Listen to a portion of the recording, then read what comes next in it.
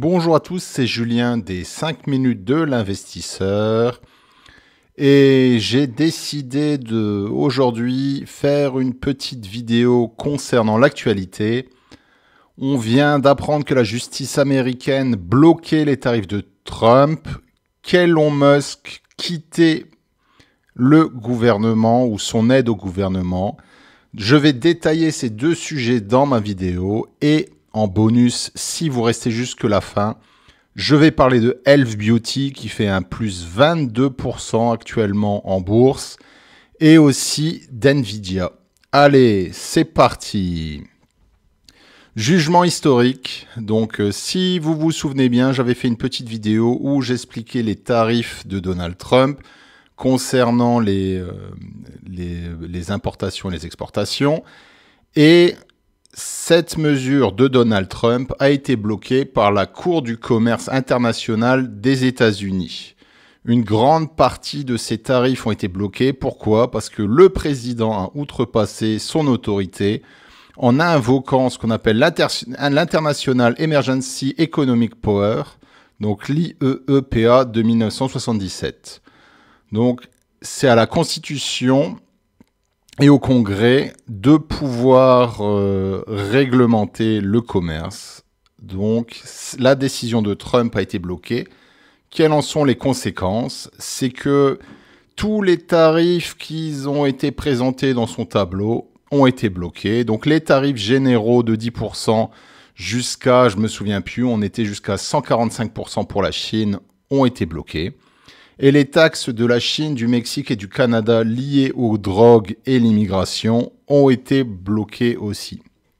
Cependant, ce qui reste en place, c'est les tarifs liés à l'acier, l'aluminium et l'automobile venant de pays extérieurs tels que l'Inde, qui est un énorme fournisseur d'acier et d'aluminium, la Chine aussi, pour tout ce qui est automobile, et les tarifs réglementés de la section 301 qui s'appliquent à la sécurité nationale et à la concurrence déloyale venant de Chine. Donc tous ces tarifs vont rester en place, ce qui veut dire que les produits chinois comme l'acier, l'aluminium, les semi-conducteurs, les véhicules électriques, les batteries lithium, le graphite, les minéraux critiques, les panneaux solaires vont toujours être taxés. Ce qui va entraîner pour les marchés une hausse. Actuellement, la hausse aujourd'hui est légère, mais ce sera intéressant de voir le développement des marchés les prochains jours et voir quel est l'impact de cette décision sur les marchés. Ce qui va être aussi intéressant, c'est de voir, je suis sûr et certain, Donald Trump va faire appel. Est-ce que l'appel va être entendu? Est-ce que ces tarifs vont être mis en place? Ce qui est sûr, c'est que ça donne énormément d'incertitudes pour le marché. Et comme je vous expliquais dans ma dernière vidéo, le marché n'aime pas ça du tout. J'ai hâte de voir ce qui va se passer dans les prochains jours, mais comme je vous disais dans ma dernière vidéo, ça peut être une opportunité pour vous d'investir lorsque je vois certaines actions avec des prix en baisse. N'oubliez pas de vous abonner à la chaîne. Je vais essayer de faire de plus en plus de vidéos commentant l'actualité. Voilà, si tu es intéressé par ce genre d'informations, abonne-toi et like cette vidéo. La dernière nouvelle qui est tombée aussi hier soir, c'est que notre ami, ou pas, Elon Musk, quitte la Maison Blanche pour se concentrer sur son activité professionnelle, ce qui veut dire Tesla, SpaceX et X et Neuralink. Il considère qu'il a fait ce qu'il pouvait. Il considère que, voilà, il a aidé l'administration Trump à voir quelles économies elle pouvait faire, quels jobs sont actuellement, ou emplois sont actuellement inutiles dans l'administration américaine. Je pense aussi qu'il y a eu certains désaccords entre lui et Donald Trump. Il quitte la Maison-Blanche, il quitte le domaine de la politique. Il y a eu une interview de lui récemment, il était très déçu de la réaction du public américain concernant, ou même européen, c'est pareil, concernant le fait qu'il voulait aider son pays. Les chutes de Tesla sont en baisse. Voilà. Ce qui fait qu'aujourd'hui, l'action Tesla a monté. Hein. Ça va être intéressant de voir aussi quelles sont les actions qui vont être mises en place dans ces entreprises comme Tesla.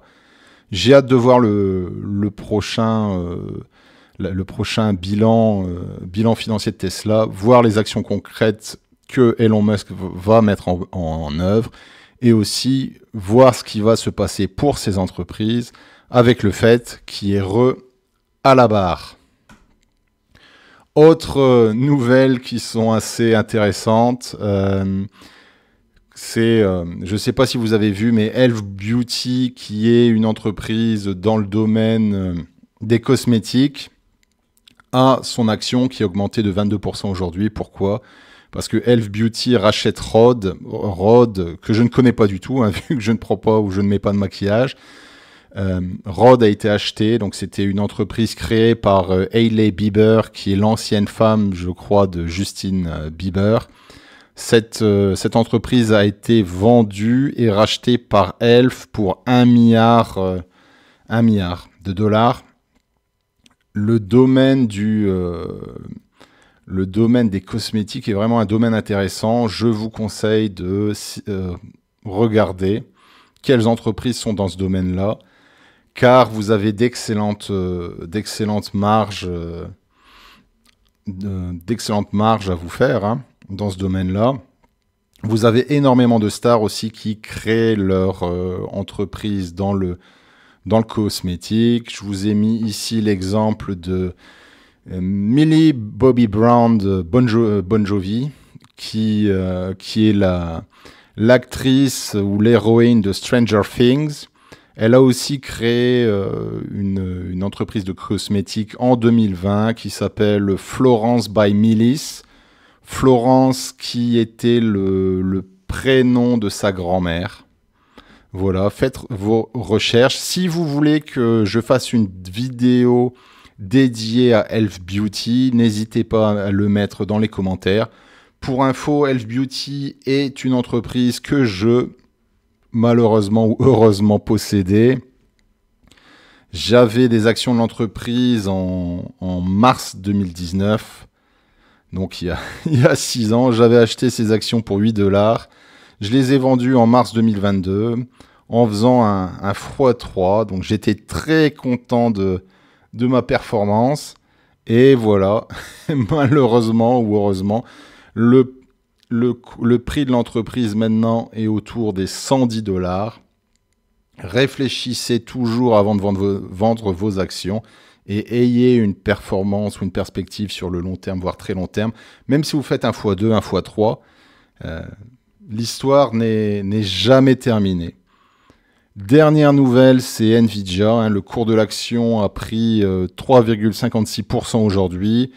Le bilan financier d'Nvidia est sorti pendant la nuit.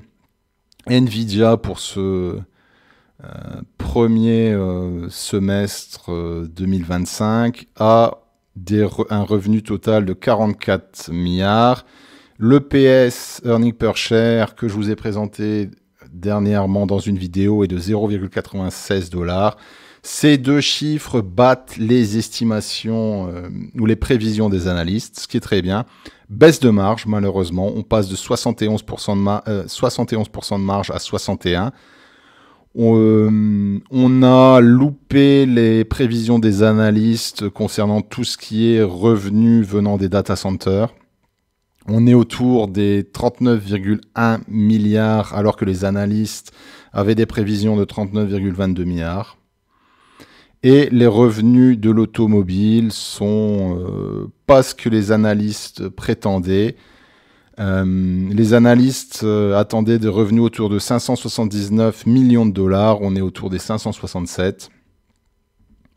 mais très bonne performance d'NVIDIA quand même. Si vous êtes intéressé par le fait que je fasse une vidéo dédiée à NVIDIA, mettez-le dans les commentaires.